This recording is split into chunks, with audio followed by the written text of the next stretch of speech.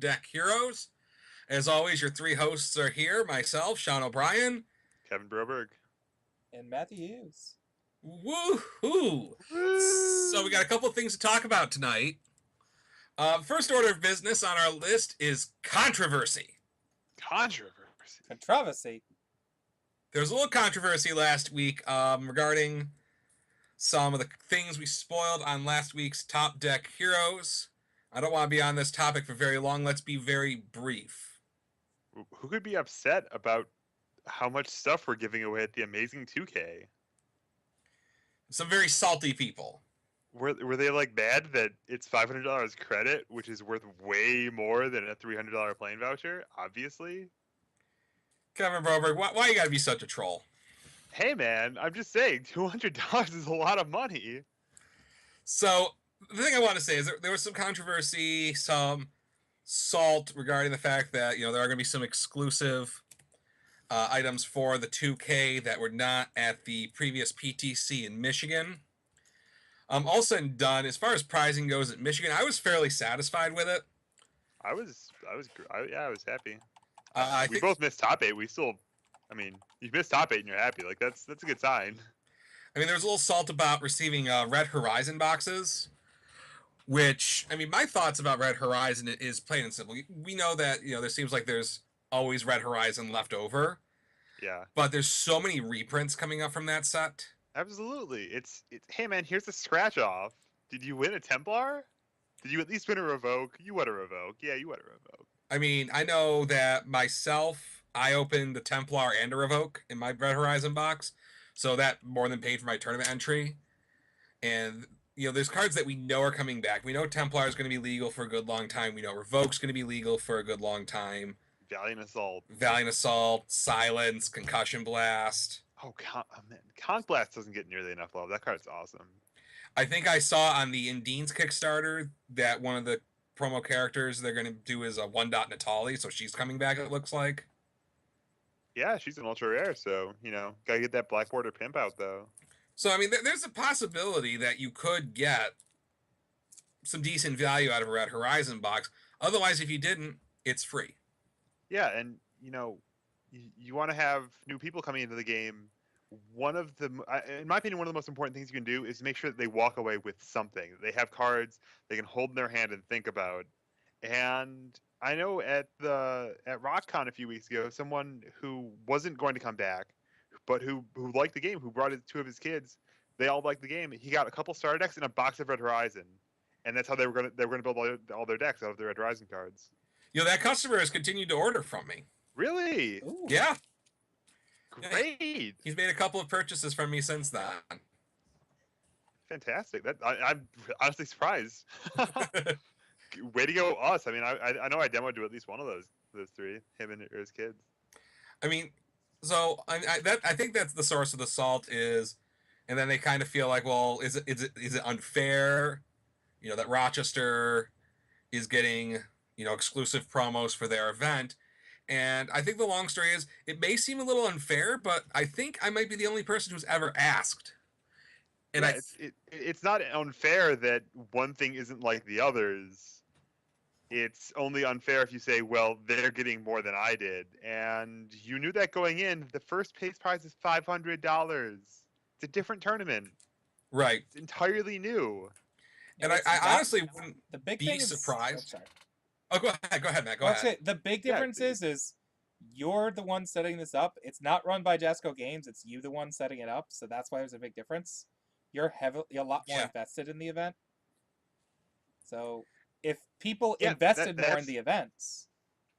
That's an incredible point. This is Sean O'Brien, luminous visionary, said, I think UFS can do more than it is right now. I think it can be more than a game that's just about giving plane tickets to people and giving them cardboard. I think that we can award cash value prizes. Well, so we can award, it's still store credit, but we can have bigger prize purses than ever before in cash value. And he's going to make it happen. And Jasco Games said, wow, that's great. And then Sean said, hey, can you help me with this? And Jasco Games said, yeah. Yeah, I think at the end of the day, Jasco Games, I know for me in running events, has always been super cool about if you ask if it's reasonable, they're going to try to help you. And I have to imagine going forward, if we can prove this model works, where there can be exclusives without people getting too upset, without it becoming too exclusive, I think we could see more of this in the future. I mean, I have to imagine that there's a world where it's not unreasonable to have, like, for PTCs in a certain month, a exclusive promo card that's a reprint, or maybe there's a special playmat that people who go to all the PTCs get, like this Jasco PTC playmat. And Yeah, absolutely. I feel like that's putting more value into people's hands than your weekly prize support promos. Which, I mean, they're great. I'm glad we had those, but I think if you look at other card game companies, you look at what Star City and Wizards do, and they've got tournament exclusive goodies. Yeah, definitely.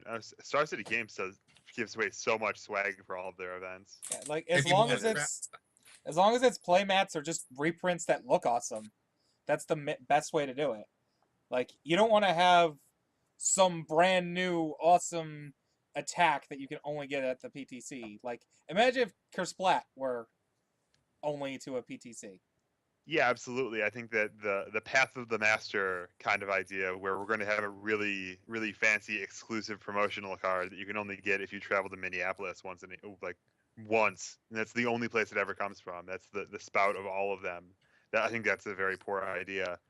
But I mean, there's all kinds of swag that doesn't shut people out who can't travel, but who just gives you something for traveling. Right. I mean, the thing is, with the card that we're giving out, it's a Gemini Man. I mean, if people don't have enough Gemini Men to run in their deck, they could leave a note in their order. I will ship out I will ship out Gemini Men for them. The uncommon set one, because it's not like you can't get Gemini Man. You can't play Gemini Man because you don't have this promo. Yeah, and even if they're not, like, if someone and they go down to their and say, "Well, I was thinking about playing Gemini Man, but I just don't have any."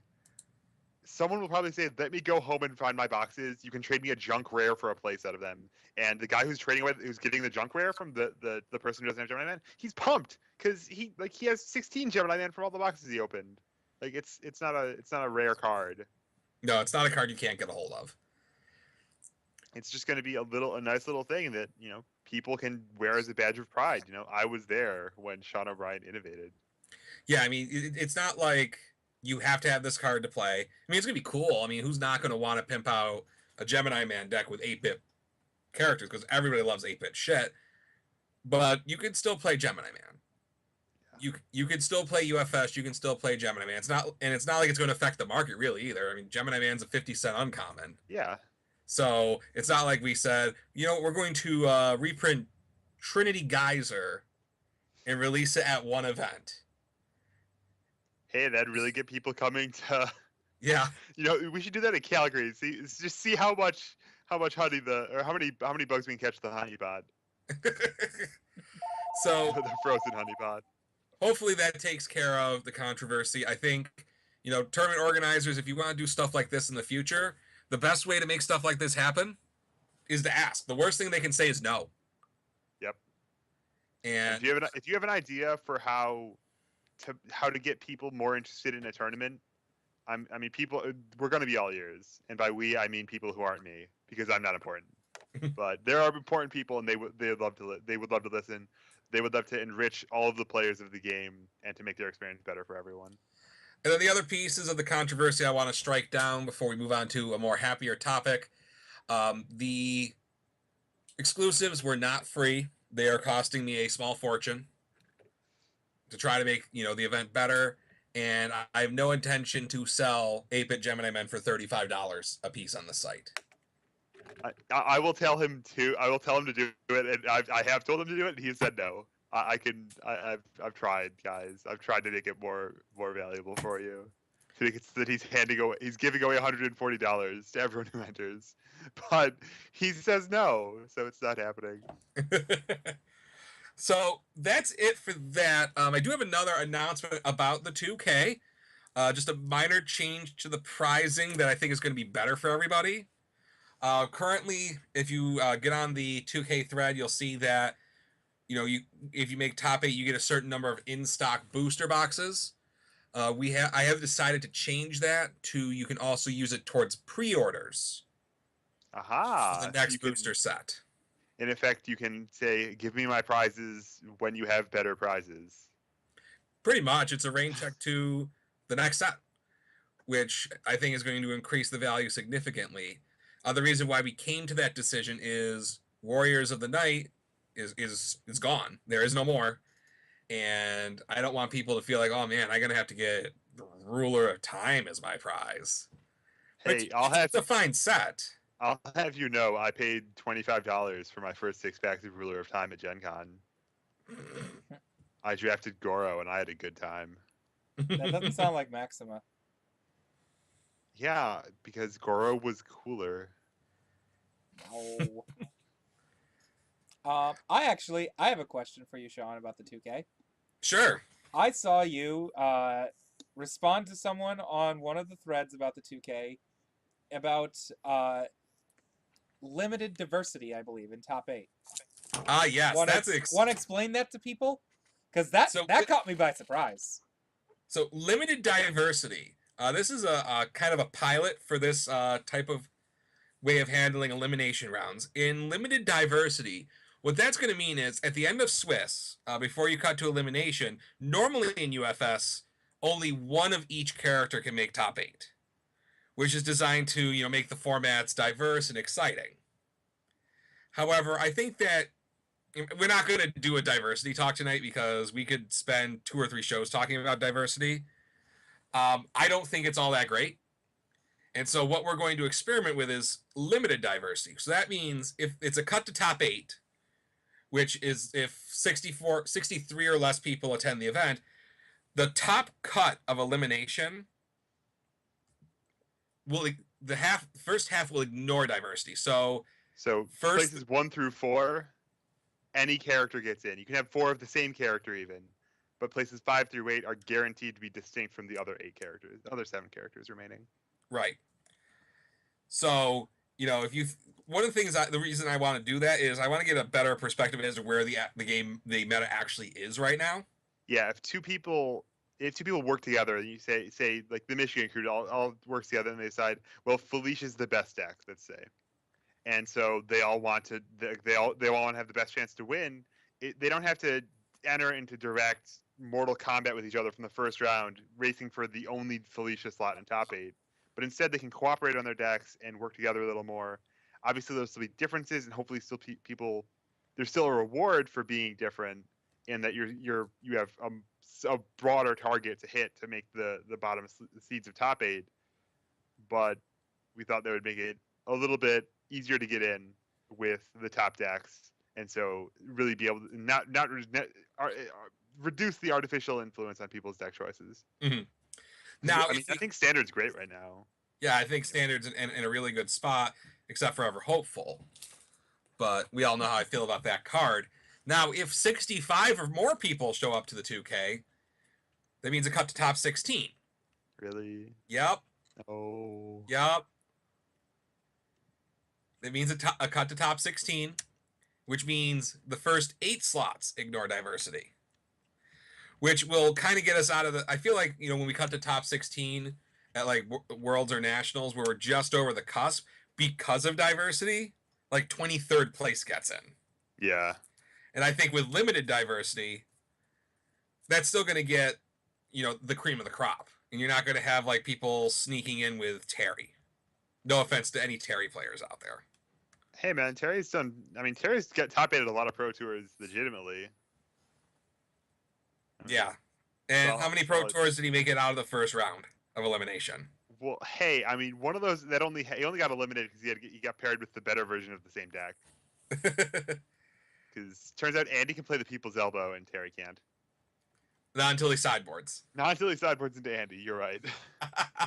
So, actually, speaking of the People's Elbow, that's going to be a great segue into tonight's main topic.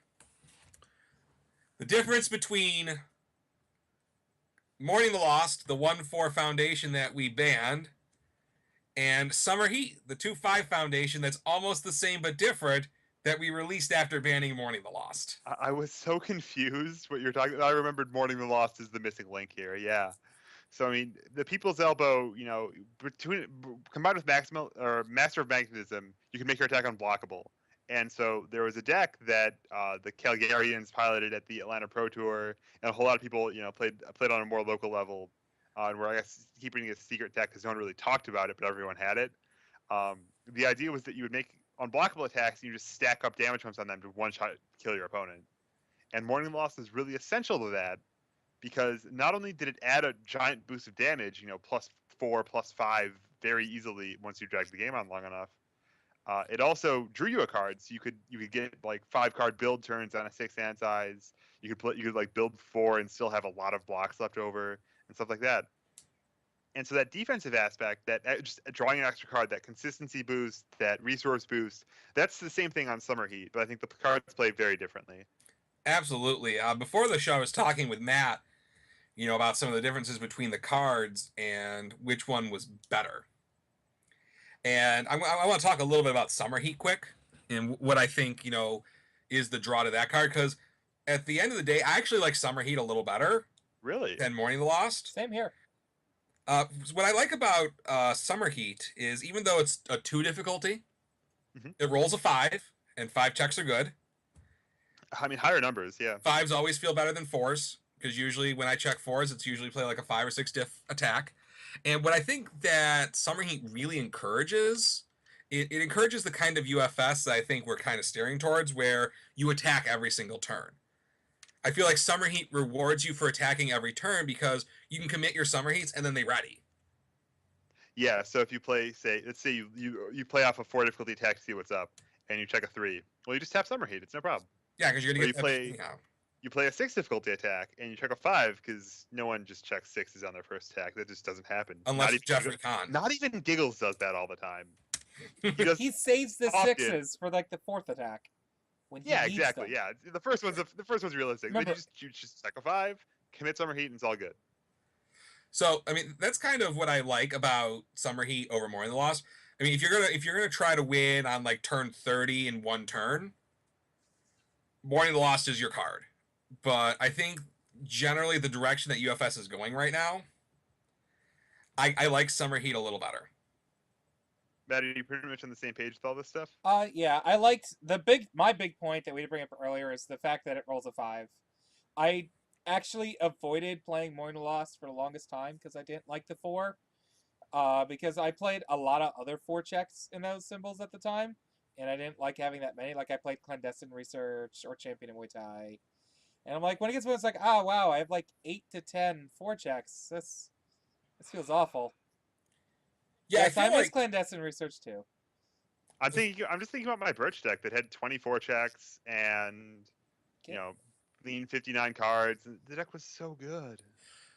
One of the things Matt brought up that I found interesting and I kind of thought about is with Summer Heat, I feel like it restricts your deck a little less because I think a lot of people when they build decks, they try to minimize the number of 4s they're running. And the symbols that Mourning the Lost was on, I'm going to choose the all symbol in particular. Oh yeah, there's a lot of really good four checks to run. Yeah, Matt named several. He missed Kapoken Training, which throughout the years has been a very, very important card on all of its resources. Mm-hmm. So I mean, yeah, Mourning the Lost did some big damage, but I know a lot of times when I played it, I wanted it to draw an extra card, and I feel like with Summer Heat, I still get to do that, and I get another slot for a 4-check foundation that is going to do more work more often. Like Mourning the Lost definitely won people games. I'm not going to say it didn't, but at the end of the day, I get more 4-check options, and usually, especially on like the all symbol, your 4-check options are the cards that keep you from not losing a lot of the time. Clandestine Research wins you the game. Clandestine Research it keeps you from not losing by making your opponent die. I mean, if you couldn't kill your opponent, you could always empty your hand in Clandestine for a Templar. I remember one time a long time ago, my favorite Clandestine Research story. I was playing Jeffrey Kahn, and we were playing the Vespera mirror match. And I decided I was going to play out 4 cards I was going to form a clandestine research for Kalantra, play it, and pass the turn. And I didn't have any penances in play. This is just, I'm at full life. You're not going to do anything. You can't do it. Show me. And he obligingly grasping widow combos me into like 10 life, and then like plays the card and passes. And I'm like, all right, I just built like 6 to his 1. I'm a mile ahead now. I've got a Kalantra going. It's gonna be great. And I won that game. So it seems like a one-dimensional cards. And we're talking about Mourning the Lost, though. I don't know what you guys are on. Like you guys played Mourning the Lost, right? You just like you know as why I no said, one plays no, all I anymore? didn't, You know why people don't play the all symbol anymore? because it lost It's a because lot you of want to kill cards. someone on the all symbol. You have to build a deck like Tim Keefe's Joe deck, where your character lets you play this foundation that gives +3 damage for a commit, and you can ready it, so it's like +6, and you have a free foundation with +1 damage on it, and then you also play cards like Throw It Down and Not Over Yet, and like Shoryudans, and you work really hard and play great UFS and poke them at all the right times. hey, you on all you can run Yellow Devil. Yeah, like Yeah, or Trinity you can play Trinity Geyser and try to luck sack all over people and hope they don't draw caught red-handed. I mean, if you look at raw power, Mourning the Lost is power. Yeah. I mean, Jeremy Clarkson is going to yell power and play Mourning the Lost every day before he plays Summer Heat because he likes to do things big. But I mean, especially now that Mourning the Lost is gone, I don't know, I just kind of like Summer Heat better. I mean, Better design, it's better. I like Summer Heat better for the format. I think it's less of the best card in the game. I don't think it is the best card in the game, which is a very good sign when you don't just have a clear forerunner. I think it's incredibly good. It's not the best. It's... I absolutely think it's good. I just don't think it's like more. If you weren't playing for Mourning Lost when it was legal, you should have been playing for Mourning Lost when it was legal. Now I bet you the geniuses up in Montana could justify decks that ran only 2 or 3 of them. They would justify an 85 card deck with 4 Mourning the Lost, which is like playing less than 4 of them in any case. But, yeah, like Mourning the Lost had the advantage of it was a win condition all of its own. But like I also like Summer Heat more because this is another thing we talked about before the show, before you got here.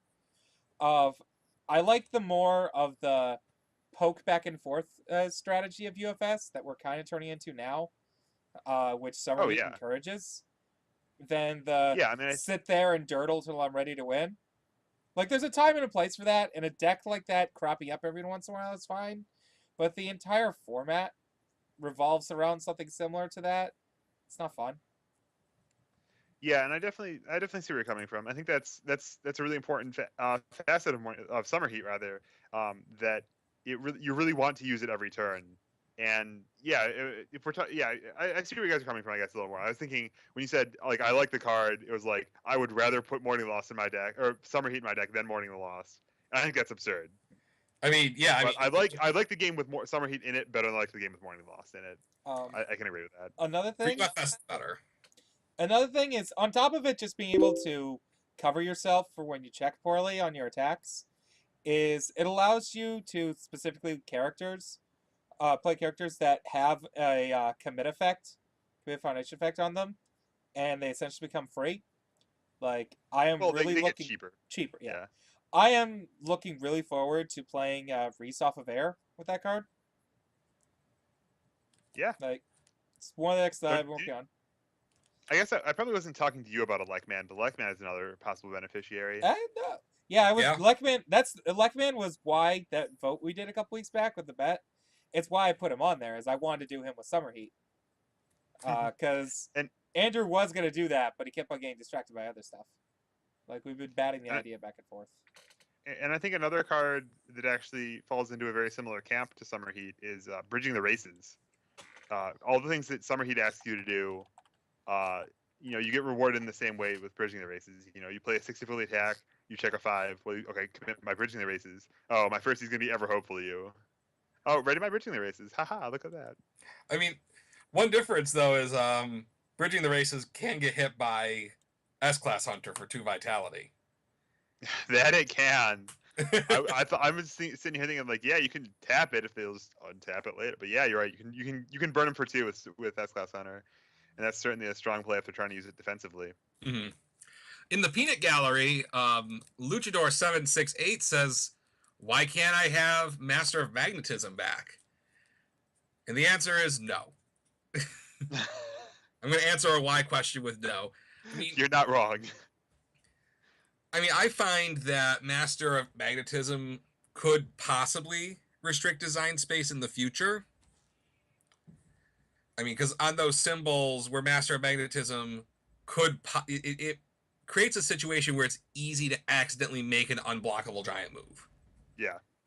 Like if you imagine, any card that becomes overpowering that's like just stronger than it should be, it kind of threatens design space in some way. Like imagine if Agile Warrior commit changes its zone to any other zone were like a 1/5. It were a girl like any other, but it changed its zone to any other zone. That card would screw up the design of the game. You wouldn't have people playing highs and lows and mids with different properties. It would just be your zones don't matter at all. Just put whatever zone you want on things. Mm-hmm. And Master of Magnetism instead makes it really hard to make cards that have the same that exist in the same territory of messing with what kind of blocks can block things. It's kind of too strong just on its own, arguably. It's very strong on its own, to be sure. Yeah, I know with Master of Magnetism, I ran a duo deck that just said +2 speed, make it a high. Any move, just it was mono lows, and so I'd use duo to give it speed, make it a high zone. Then I'd use Master Magnetism to give it damage, and then I'd be like, oh, commit a foundation. It's back to low, and you can't partial block. Period. I think, Master Magnetism probably would have been in the realm of fairer if it had to commit itself. But even still, I could see a possibility where some sort of bigger move comes along later, and all the moon and the stars all align, and all of a sudden we're in a people's elbow situation again. Yeah. Where your opponent throws the people's elbow at you, it's for 20 damage, and you can't block it. Period. And the gameplay with the cards isn't very good. Even you just you gotta. Even set as long as Crash Slam is legal, I'm perfectly content leaving that card to rot. And I think it might not be too good, but it's kind of edging toward it already, just by what it does normally, because it lets you just sit back and play the waiting game on people. I have no opinions on the deck because I never played it. I guess this is my opinion. I'm happy it's gone because it allows me to a lot more comfortably play my Leaf Shields. Which is what I think the card was originally intended to do, to stop stuff like shenanigans like Leaf Shield and Templar. But yeah, it's kind of funny that we didn't have a card that actually stops Leaf Shield in that set. Well, I think Anymore. Master Magnetism was kind of to be that card of, oh, you're going to block with an Omni block that deals no damage? Well, no, you can't, because my attack is off zone and you can't partial block. Yep. Yeah. Make you think about it a little more if you sit on those Leaf Shields. Yeah. So, I think at the end of the day, when it comes to raw power, I think Mourning the Lost wins the day. No, for sure. I don't think can any of us disagree with that. Okay. I think. Yeah, I got you. Yeah, I think I actually, in that case, I agree with both of you. I agree on all counts. I think Summer Heat's a better card for the game, and I like how games play out with Summer Heat involved a lot more than Mourning the Lost. Yeah, I guess I could go with that. So it looks like we're all in agreement. So let's see, what else did we have to discuss tonight, gentlemen? It was a pretty short format show. We don't have too many things happening. Kind of a slow news week. Looks like we had an update on the Mega Man board game today from Jasco Games. They discussed the bonus dice, I think it is, where you get some extra dice with different colors that you can use outside of the Mega Man board game, because they're actually 6-sided dice with dots on them. Ah, nice. Unfortunately, I have not done my research on that yet, and I could just be making stuff up. But double nice. Hopefully, we're getting closer and closer to having, the product available. I know I'm going to be ordering some for the store. I know that we're going to be ordering some for distribution. Yeah, I can't wait. The game was a lot of fun when I played it back at Gen Con, and I guess that was just a production proof of some sort, maybe. And I'll be thrilled to be able to roll some jump, run, shoot, explode, Dr. Wily, something else dice. I can't remember what the 6 faces were. It's jump, run, shoot, Dr. Dr. Wily. Wily, gain 2 vitality. Oh, E-Tank. Yeah, well, it's a filler, and then is there a minion side on it? Maybe. I don't remember. We'll know it here in a couple of weeks. So, very excited about that. I know people who backed the game on Kickstarter are really excited to get their stuff fulfilled very soon. Hopefully, in time for the holidays. You remember when you were upset that they were giving away the Megapan tins on Kickstarter? I was a little perturbed. I would say that I was disgruntled. Just back when those were new, when the Kickstarter was running. Back when they hadn't even come out yet, when the Kickstarter was running. That was something that we had tied people over with while they waited for the Mega Game board game to release. Oh my goodness! That was so long ago. Hey, Proto Man and Mega Man are a lot of fun though. I mean, we played those demo decks the other night, and I had a blast. I got my opponent drew all 4 Super Mega Busters in one turn. Oh, that's great. So let's talk about last week's tournaments. We had our local on Friday, and Kevin did some traveling on the weekend again. Oh God. So last week I played Matthew Clarkus Turner. I was going to make some tweaks to the deck and then forgot to. Are you going to make those now? I'm going to make those for this week. We've been talking about these tweaks.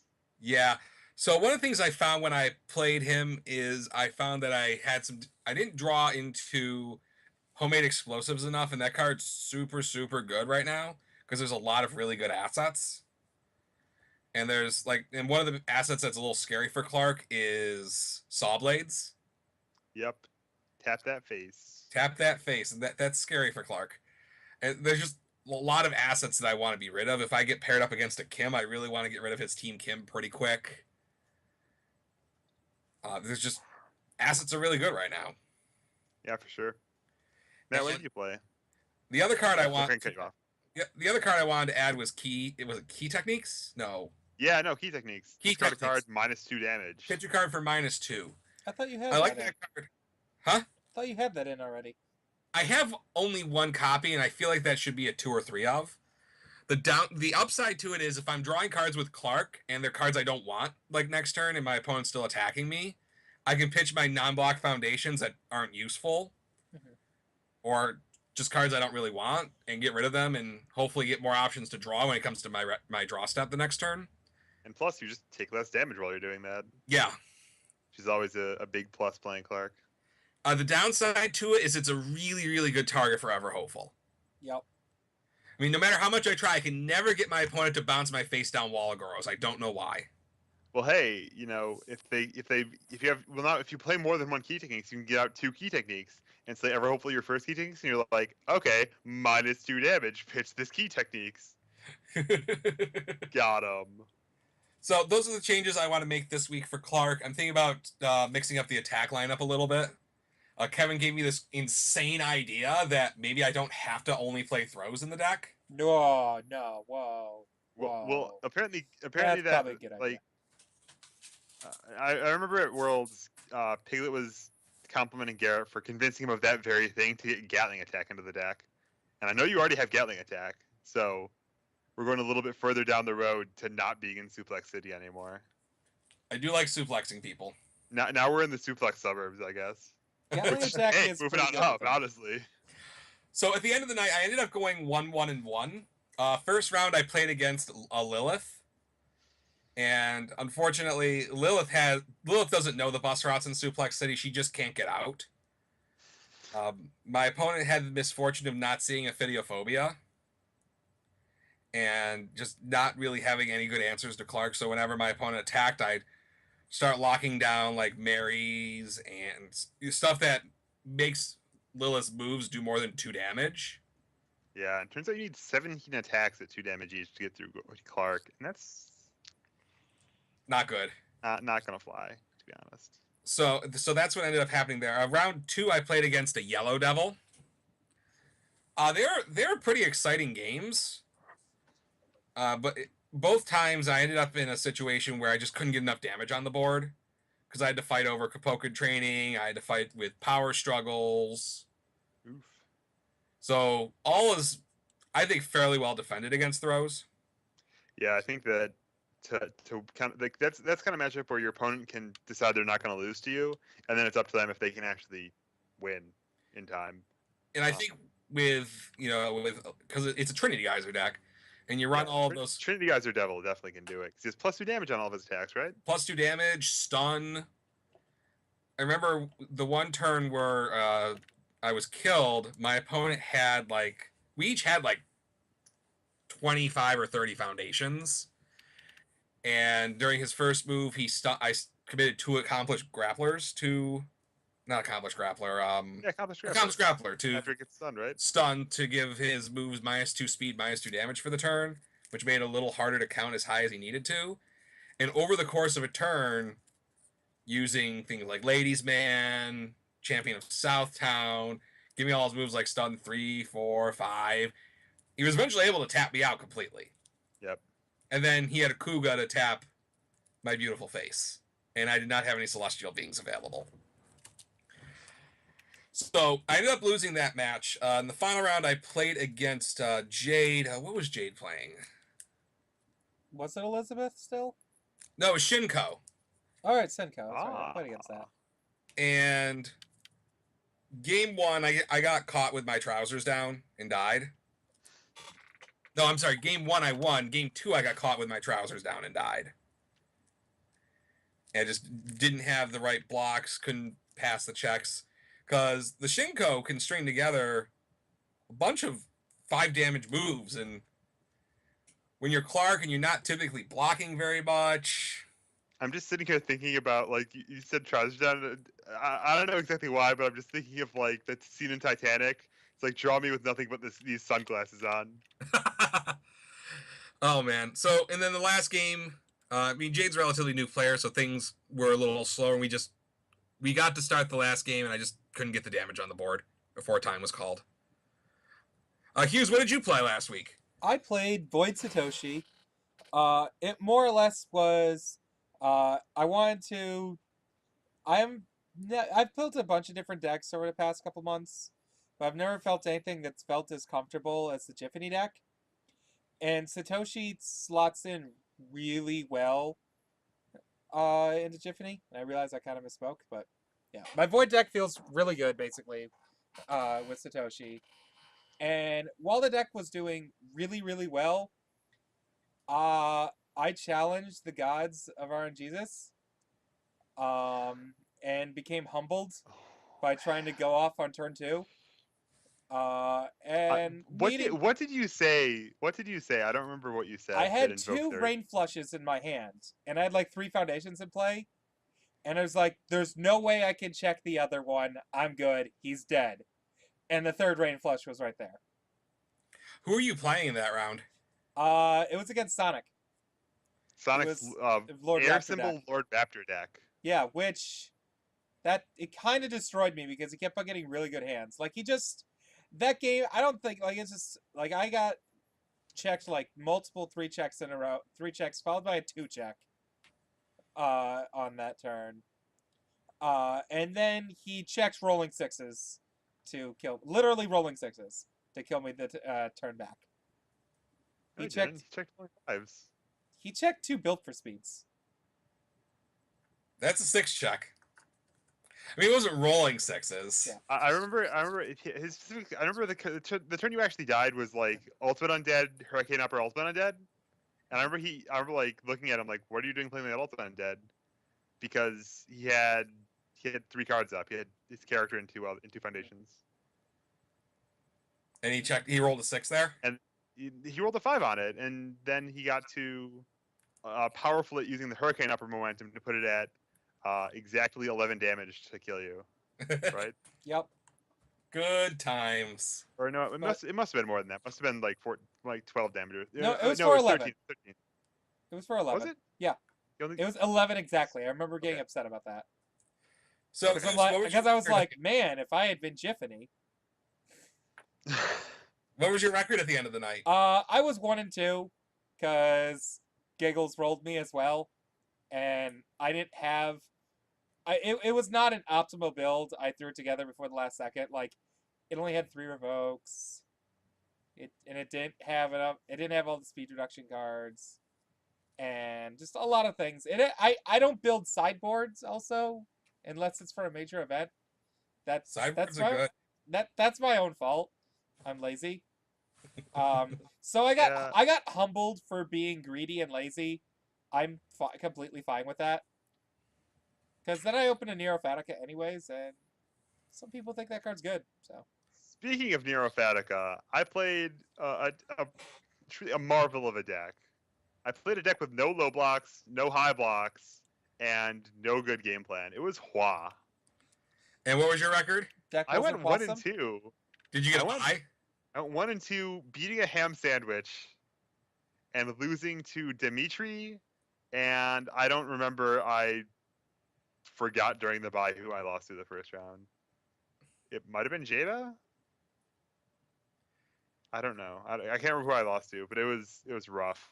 I wasn't playing a lot of good cards, and I was trying to just like be super aggro. And yeah, like if you just check threes when you're trying to be super aggro and you built a deck as good as mine, you just can't win. So it was very poor. I decided to neglect all tenets of good deck building and just play my cool stuff. At one point, I did pull off the to cleanse all souls plus Hua combo to hit them with a reversal and then add it back to my hand. Add my +0 mid block back to my hand. Oh boy. And plus it was in a Twa, so I got to remove one of the foundations of the game. And then the next turn, I used to cleanse all souls to get a momentum on my Finale Rosso, but I still couldn't pass checks to actually kill them. So it was all for naught. I was also playing Neurophatic on the deck. It was pretty cool. So I heard you had a better time on Saturday when you went to Buffalo. Tell us about that tournament. Yeah, so I was talking to Sean, and I decided that I wanted to go to Buffalo. Well, I decided I wanted to go to Buffalo, and I was talking to Sean about what I should play. And he said you should play Clark. Just go to Buffalo and show them what it means to have 34 Vitality. Take them down to Suplex City. And so that's what I did. And as the face would have it, the first round, there wound up being 7 people, 4 Buffalo natives, plus 3 Rochesterians. Actually, it was myself, then Sonic and Jade, playing the decks that we actually just mentioned, Lord Raptor and Heisenko, respectively. And none of the Rochesterians got paired with one another in the first round. It was us versus 3 Buffalo guys, and then Buffalo guy got the bye. We all won. I actually got paired with Jason Moore, who was playing a cool Jada deck, and he reversaled me a bunch and like tapped me in the face, but it wasn't enough to actually get the damage through. But he did. I remember at one point he did have a Skullbearer in his card pool, and I was forced to just attack into it to make him waste so much momentum. Or maybe I didn't attack into it, and I just held my attack for later. In any case, it kind of sucked. Skullbearer was not fun to. It's not fun there, but I managed to sneak past him in the end with the throws. In the next round, I got paired with Jade, and I guess he I know he improved his deck. He'd done some tweaking to level up his Heisenko, but he couldn't get through Clark in game 2 after I managed to actually. So the way the game played out was in the first game, we went back and forth for a really long time, but ultimately he had 2 Peaceful Messengers in his hand, but had completely tapped out his entire staging area, and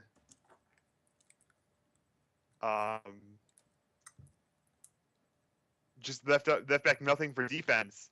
And so I played a throw and gave it +2 speed with Blades, and couldn't block it. Even with all the Peaceful Messengers in the world, their block modifiers are too high. And then the next game just kind of dragged on in a similar kind of way, just playing good Clark defense. I mean, she had a lot of low attacks, lots of Yami Brides, lots of Hyper Bombs. Hyper Bomb was really unpleasant to play against because blows up my stage here and draws them a card. But I just played enough defense. Time ran out in the round, so I guess if you don't take your pants off, I mean the sunglasses are enough to protect your face. So Yeah, you're fully covered. when I played Jade the night before, dealing with Hyperbomb is very unpleasant as Clark. Yeah, You I mean, don't it was built to beat Guts Man. you don't really want Flavor. you don't want to block very often because usually your cards left in your hand are your attacks. But you really want to block a Hyperbomb because you don't want people drawing cards. Yeah, it's an easy way to just fall behind. And against Clark, almost always you're going to destroy one of Clark's foundations.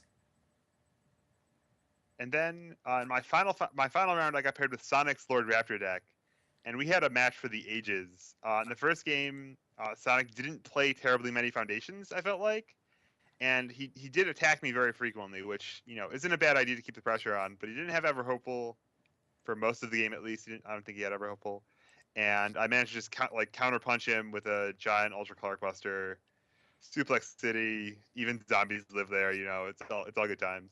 But in the next game, and while we're shuffling up, I think I gave him. I suggested that he should focus on getting a bigger staging area first, because I think he had a tendency to kind of like, if his hand was 2 Templars and a Final Betrayal, he was like happy to have that defensively, even though Clark doesn't ever play 3 attacks. If you have 1 Final Betrayal, and unless you're at like a tiny life total, it's probably enough to get me to stop attacking you because I want to build some foundations afterward.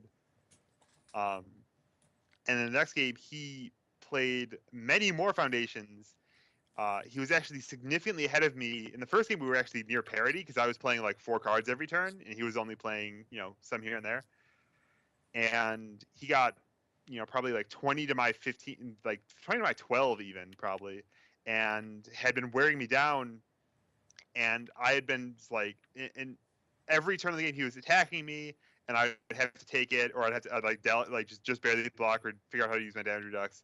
And I was having an awful time because he was kicking my ass and just having a huge staging area. And then finally, he plays this. It goes to his turn. He plays an Ultimate Undead, does his enhance, plays a Rapid Proto Buster.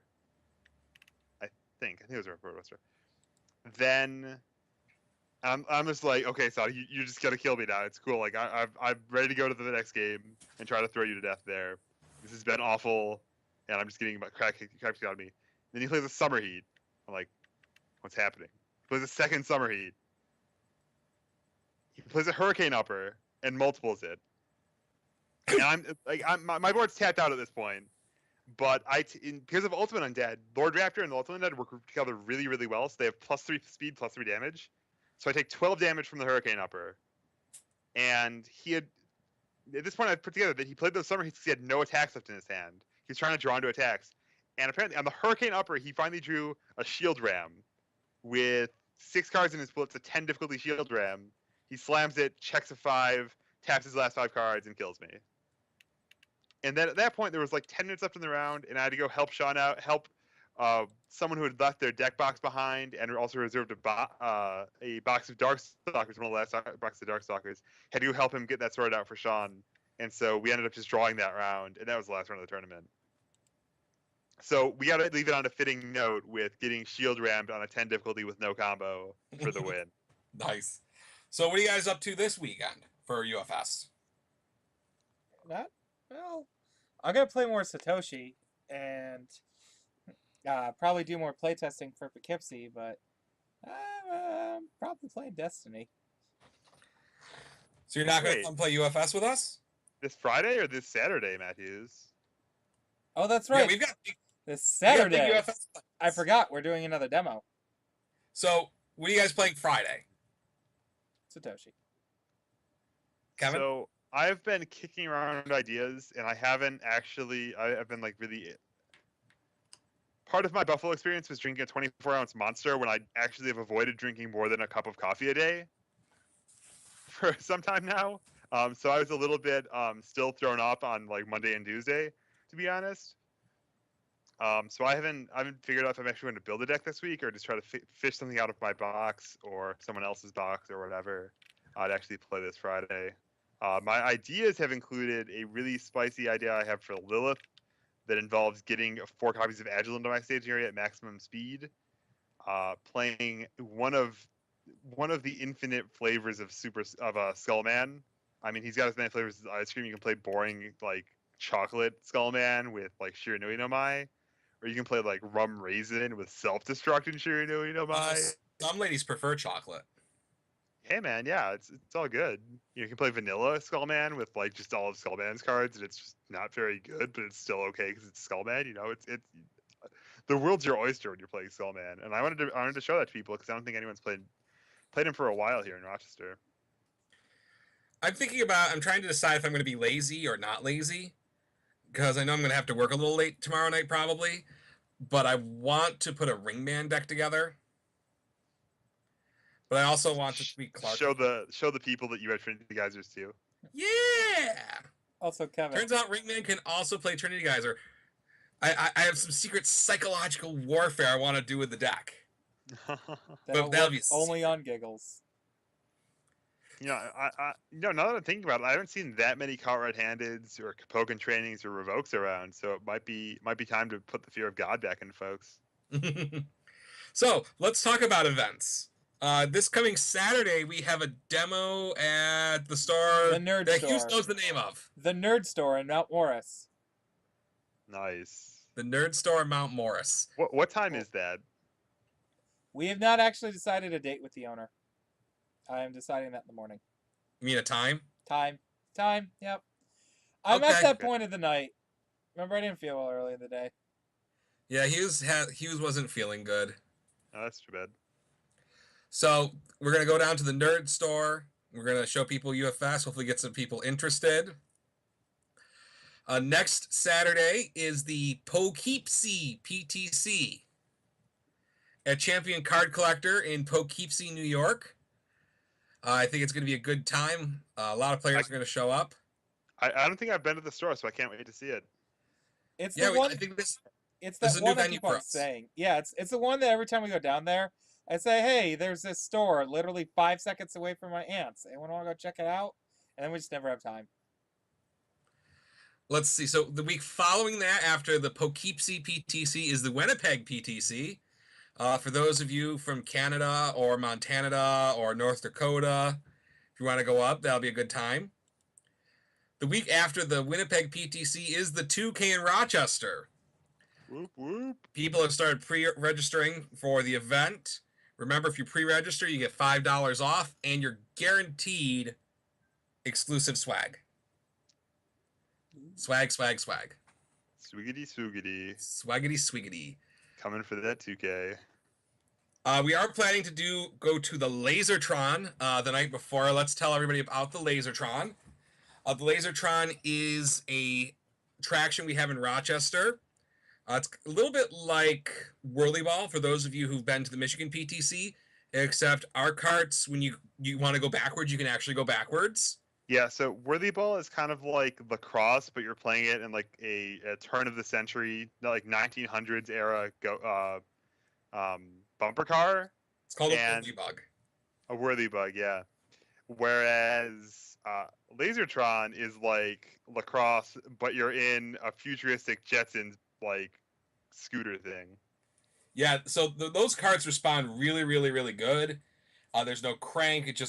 It's like playing Pac-Man. Forwards, backwards, left, and right. Oh, man. And if you really want to have a good time, just hold left and you'll just spin around in a circle over and over and over and over again. Yeah, baby. We should consider going to the Strong National Museum of Play and trying to play Pac-Man Battle.